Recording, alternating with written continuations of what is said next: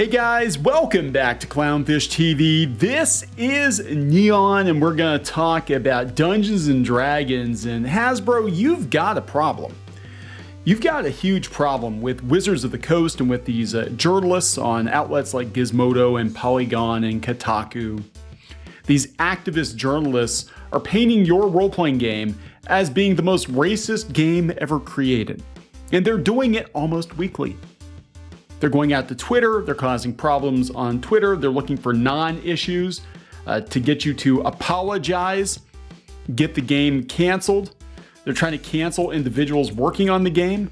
They're trying to smear your game all over various media outlets, because this is what happens when activists get a hold of something in pop culture.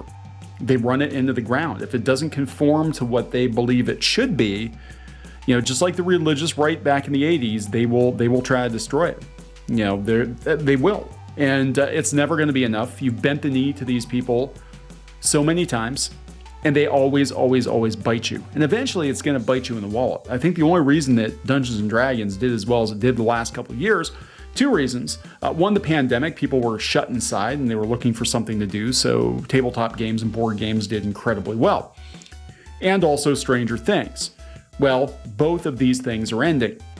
So if you're going to have a future for this game beyond Stranger Things and nostalgia and, people being stuck in their houses, you're going to have to think about the bigger picture going forward, and constantly kowtowing to activists who want to destroy your game, destroy your brand, isn't a way forward. I'm just saying, you might want to think about this. Anyway, we're going to talk about this. I was sent this article by CCG. Thank you very much. Again, another day, another hit piece on Dungeons and Dragons and racism. Like, this must be the most racist game ever made, because it's every damn week, every damn month. You do a search for news on Dungeons and Dragons, and you would think it would be about all the new releases and all the new, games coming out. No, it's all intertwined with far left activism and just constantly guilting Hasbro, Wizards of the Coast, the fandom, shaming them for racism that's not actually racism in the game. Absolutely ridiculous. The latest controversy was the Hadozi, which were flying monkey creatures that were in the original Star Frontiers. As I understand it, they brought them over into Spelljammer, and for some reason, people looked at these monkeys and they thought of black people. Why? I don't know. Maybe you're racist. I'm looking at flying monkeys like the Wizard of Oz. That's what I'm looking at here. And people are like, oh my God, look at the minstrel. It's like, no, actually, he's a bard. He's a bard. And there's nothing wrong with his drawing, but they had to apologize. Before that, it was orcs. Orcs were racist. Monsters are misunderstood. Where the hell did this new generation of players come from? And can we send them back to where the hell they came from? Because they're destroying this game. They're destroying this hobby. You want to see how stupid things have gotten? Remember how Community, they had to cancel that episode where the infamous blackface episode of Dungeons and Dragons? I saw this at Spirit Halloween. Yeah, this is supposed to be Dritz. This is supposed to be a dark elf. But we can't put a black guy in the dark elf costume. And we can't put blackface on a white guy. So now we have Legolas. Or Lego Lost, because he's not quite Legolas. I mean, seriously. Absolute bullshit. So let's look at the latest example of why Dungeons and Dragons is the most racist game ever made. Man, I think the religious right are behind this. I think, secretly all these evangelists that were demonizing D&D back in the 80s, they're hiding in the shadows trying to find another angle, because it's literally the same thing. It's literally the satanic panic, but now with the racism and the sexism instead of the demonic stuff. Coming from Gizmodo, why race is still a problem in Dungeons and Dragons. New playtest material shows publisher Wizards of the Coast is trying to move past offensive racial stereotypes, but it isn't going far enough. On August 18th, D&D publisher Wizards of the Coast released Unearthed Arcana Arcana, tomato, Leviosa, Character Origins, a free document that provided fans of the tabletop role-playing game with a first look at a new updated rule set currently called 1D&D. It's a game design in flux, 21 pages of preview material highlighting changes to the way characters are made and the game is played. It is essentially and effectively a first draft, one the publisher released early in order to request feedback from fans. Don't do that. Don't do that. WotC. Given your audience, I would never ask for feedback, particularly in regards to changes in the way the game handles the thorny topic of race. It's also, unfortunately, not nearly enough to divest the game from the racial bioessentialism that has dogged D&D game design since its inception. D&D will continue to fail unless or until they fundamentally change their approach to race, said tabletop RPG designer Connie Chang, which I don't think they're going to do. Probably because they're getting tired of listening to you and Twitter and these freaking hit pieces. In a series of interviews exclusively with people of color, IO9 has attempted to aggregate the current response. IO9 is going to get shut down, by the way. They are. All these websites, 5 years, I think most of them are going to be gone. They're not sustainable. They're running out of money. And frankly, they're driving away advertisers and readers with their hot takes. Anyway, IO9 has attempted to aggregate the current response toward how race is presented in this document from praise to criticism and outline the ways that 1D&D could move forward to create a game that is more inclusive and better reflects the diversity of the player base. Wizards of the Coast declined to comment for this article. Could it be that Wizards of the Coast is finally waking up to the fact that these journos and these Twitter idiots and these activists are not your friends? They're not your friends, WotC. You've been pandering to them for the last 5 to 8 years. You've been going along with all their requests for changes to the games. You've been apologizing for things you don't need to apologize for. Again, you don't like a certain monster. You don't like a certain race. It's your table. You can do whatever you want to do at your table. But they're not even answering Gizmodo now, because they're probably like, what the hell do you want from us? Like, we have bent over backwards, apologized for shit we don't have to apologize for, and now you're just trying to destroy our business. Welcome to the fold, WotC. In June of 2020, Wizards of the Coast issued a statement about their commitment to diversity in D&D. Everybody did in 2020. They identified commonly cited pressure points, again, from Twitter, not the general public, and said that throughout the 50-year history of D&D, some of the people in the game, orcs and drow being two of the prime examples, have been characterized as monstrous and evil, using descriptions that are painfully reminiscent of how real-world ethnic groups have been and continue to be denigrated. With this one statement, WotC confirmed what most people already knew. The fantasy of race in D&D is sometimes racist in a way that reflects the racial dynamics that continue to oppress people of color across the world. Then change it at your table. That's all you got to do. Don't use the drow. Make the orcs nice. Who gives a shit? The company doesn't have to make an official statement on anything. You dumb asses. To depict an entire group of people as monstrous and evil because orcs are born to orc parents, they're evil, is the very definition of racial bioessentialism. When I played D&D, you didn't have the option of playing as an orc. Orcs were evil. They were fodder for XP and gold and whatever crap they had lying around. Orcs were for grinding, for experience. They were all bad. They all needed to die. That was the game. They were the bad guys. They were the bad guys. Let's feel bad for the ghosts in Pac-Man. You know? I mean, this is dumb shit. Even in fiction, to do this is reductive and monolithic and encourages real-world stereotyping at the expense of the racial other. Oh my God, everybody's gonna be racist because of D&D. They're talking about Spelljammer being offensive. Of course, we talked about the Hadozi.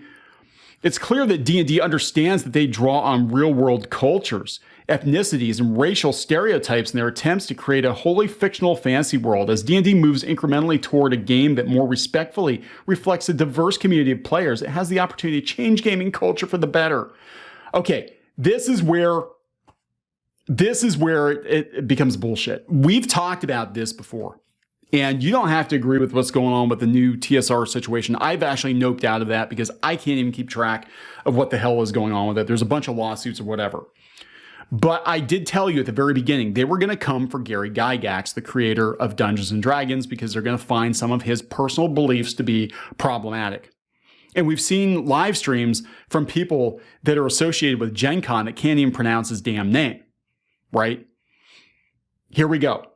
Here we go. Racial bio-essentialism is a core design crutch for D&D. Across 50 years of tabletop role-playing games, multiple novels, supplements, and additional tie-ins, D&D has continually established monolithic culture building as part of its lore. The alignment charts that Gary Gygax, and many designers, but mostly Gary Gygax, focused on as a method of easy-to-understand character building did not help matters. Entire races were designated as evil using this alignment chart. And Gygax himself can be seen in many old forum posts defending this monolithic bioessentialist perspective. Fuck off. Fuck off, Gizmodo. WotC was very correct. Wizards was very correct in not responding to this hit piece. And that's exactly what this is. See, look, Wizards, I know you don't like me very much because I've done videos critical of where you're at right now with Dungeons and Dragons, right? So whatever. If you're only going to listen to one thing, don't listen to these people. Don't listen to these people. Don't listen to these activist journalists. Don't listen to Twitter. They're not the real world. They are not the real world. It is a handful of loudmouths with extreme ideological views that are trying to get you to destroy your game. Like, if you ever are able to please them, and you're never able to please them, saying we're sorry is never enough, saying we're going to change it up a little bit, we're listening, we'll change it up. It's never enough. They're not going to be happy until they completely destroy D&D, turn it into something else, and drive off the majority of your existing customer base. They don't have your business in mind. They don't care about your business. They don't give a shit about your business. They don't care. Again, all these rules, all these, all this shit's optional. If they don't like the way that D&D is, according to the rule books or whatever, they are free to change whatever they want to at their table. But they want you to change it because they want to make you their bitch. That's basically it. They want you to be their bitch. They won. They came into tabletop. And it started with, pretty innocuous requests, things that were pretty easy. Okay, we can do that. Yeah, sure. But if you give a mouse a cookie, now they think they own your ass. You apologize for the Hadozi, which you did not have to do because I don't think there was anything racist about it. If you look at a monkey and you're thinking black person, you're the problem, right? If you look at an orc and you think black person, you're a problem. You're the problem. You're the racist. There's nothing to apologize for.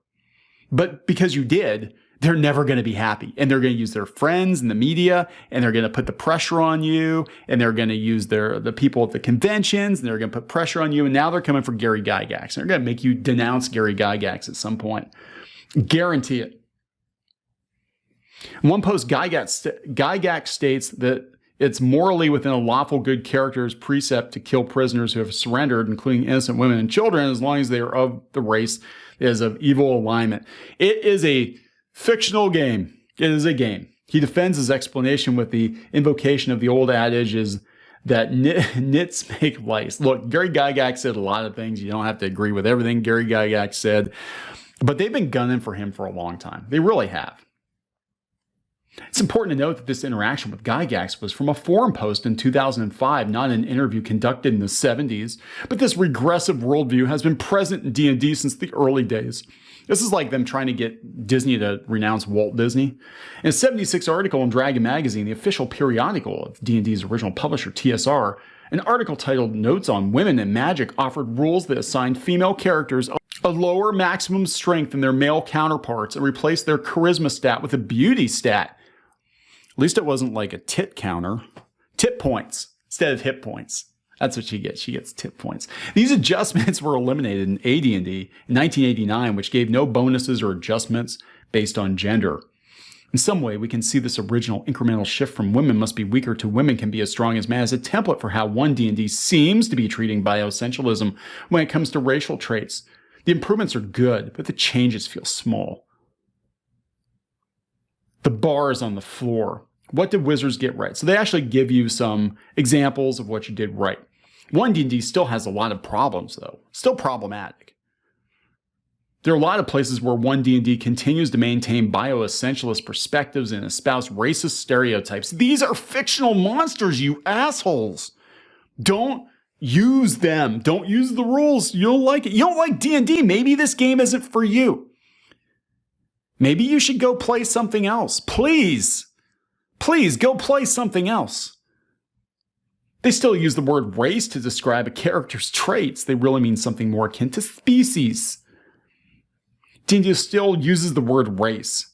While it might not have the exact meaning in the context of the world of Dungeons & Dragons as it does in our own, the ones who read this product and play this game, we are the ones who read this product and play this game. So obviously people bring their own real world baggage and connotations and understandings to that word. Oh my God.